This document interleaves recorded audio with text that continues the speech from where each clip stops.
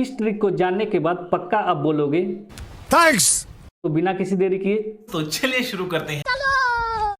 सबसे पहले आपको क्या करना है, सबसे ऊपर एल्केन लिखना है, उसके बाद एल्कीन लिखना है, फिर उसके नीचे जस्ट एल्काइन लिखना है। कि जब फिर लास्ट में जो रहेगा तो एल्केन का फार्मूला लगेगा, जहाँ इन रहेगा तो वहाँ एल्कीन का फार्मूला लगेगा, जहाँ पर लास्ट में आइन रहेगा वहाँ पर एल्काइन का फार्मूला लगेगा। ठीक, इसके बाद आपको क्या करना है, बस एल्कीन का फार्मूला याद रखना है। कैसे इसको याद रखेंगे, जितना कार्बन की संख्या होगी उसका जस्ट डबल हाइड्रोजन की संख्या होगी। मतलब यदि कार्बन की संख्या 2 है तो हाइड्रोजन की संख्या कितनी होगी, 4 होगी। बस इसी को ध्यान रखना है। बाकी एल्केन में क्या होगा, क्योंकि ऊपर जा रहे हैं तो ऊपर में क्या होगा, +2 हो जाएगा। देखो हाइड्रोजन की संख्या में +2 हो गया, और नीचे आएंगे तो हाइड्रोजन की संख्या में से 2 घट जाएगा। ठीक, इस प्रकार से आपको बस 3 बार लिखना है अपने रफ कॉपी में।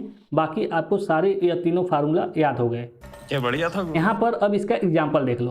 पेंटीन, पेंटीन में क्या होता है, कार्बन में 5 कार्बन होते हैं, और इन है, इन में क्या होता है, एल्कीन का फार्मूला लगेगा, जस्ट इसका डबल। 5 का डबल कितना होता है, 10, हाइड्रोजन संख्या 10। इसी तरह यहाँ पर दूसरा एग्जाम्पल देखो, हेक्सेन है।